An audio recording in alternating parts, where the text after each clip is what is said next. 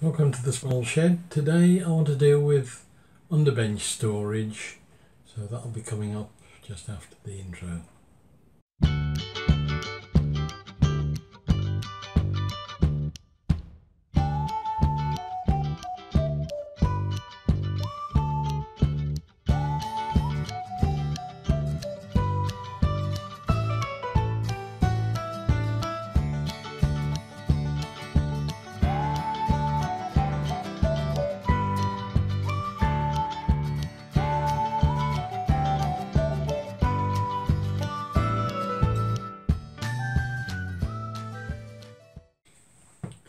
Hi, today, having dealt with the wall storage element of the small shed, I wanted to start and have a look at the problems I've got with all the bits and pieces that are on the floor.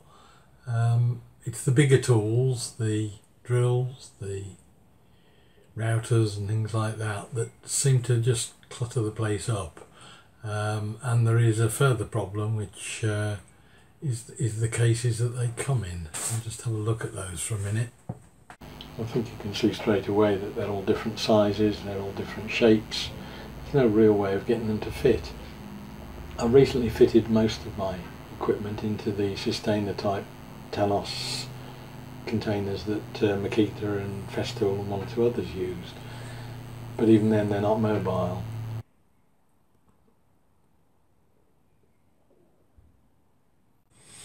Now the sustainers may well stack nicely, and even with the rolling tower that I've built, they can be moved around, but underneath the workbench you can't then open them, and if you then want to move the workbench, which in a small shed you occasionally have to do to get the saw out or the workbench to a position where you can work on a large piece,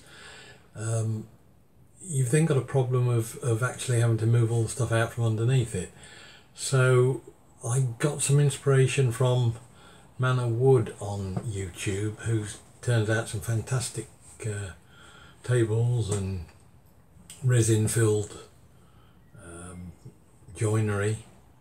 He's got a workshop that's about 30 times the size of mine and probably a budget to match, but the one thing he did come up with which has impressed me is the use of aluminium profile section to make up workbenches. He did one for Festool sustainers, and I've followed the links he provided to KJN Aljminium in Leicester, who've been very helpful and provided me with some parts. And there's some other parts that I've sent for through eBay to make up some rolling under bench storage with drawers that we'll pull out to allow you to open up the sustainers. So that's the next project over the next few weeks. We'll start off effectively with a bit of an unboxing of some of the stuff that's arrived, and then I can start and look at individual bits and pieces then later on. So the key to getting the maximum storage into the space available is to maximise the actual size of the units you've got. In this instance, working from the ground up, to clear that Festool carrier, it needs to be 740mm, something like that, high, to be able to slide in and out. The depth again is 720 from the back bracing to there, it's 720mm, so it would make sense to make it 720mm square. And the width at that height I've got available about 980mm. So hopefully if we work on 980 wide, 720 high, 720 front to back, we should be able to get as much in that volume, in that space as we can, and then we'll see how the sustainers fit within that. So excusing the rubbish drawing, we've got 980mm wide, 720 high and 720 front to back. And from that we can sort out all of the sizes that we need to fit within that enclosure.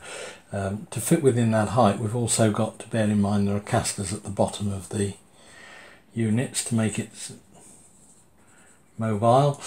They're going to take 80mm off the height overall, and you've then got two 40mm rails top and bottom. So overall you've got to take off your 720mm height, 80mm for the casters, 80mm for the two sections of aluminium, 160mm, which gives you 560mm is the gap between the top and the bottom. And that in fact is the height of those vertical rails. Front to back you've only got a 720mm, but front to back you've only got the two 40mm sections, so you've got to take 80mm off that. 640mm is the aluminium that you need in the pieces front to back. So you need effectively 1, 2, 3, 4, 5, come back to that one in a minute, 6 cross pieces, 6 verticals, so you need 6 of those, and then the width is the same because you're going right the way out to the edge with the aluminium, so you need 980. In fact I'll make them slightly less because of the little end caps that go on, so I'll probably make them 970 actually, by 4, and that effectively is the cutting list that you need. The middle one will have to be dropped slightly because in order to put a work top inside the aluminium framing on that one, that cross rail will have to be slightly lower than the other ones, and we'll see that when we come to assemble it. But that doesn't alter the sizes of them, it just alters where it's placed and how we fit them in and where we drill the holes to get the access to bolt them together.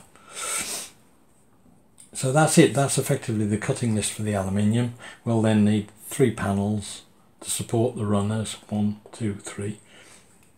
The middle one will be slightly smaller again because of that dropped section.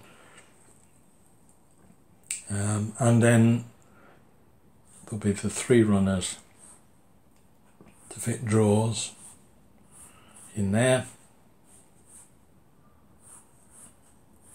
And the wood is needed to pack out the distance between where the MDF is on the front of the aluminium.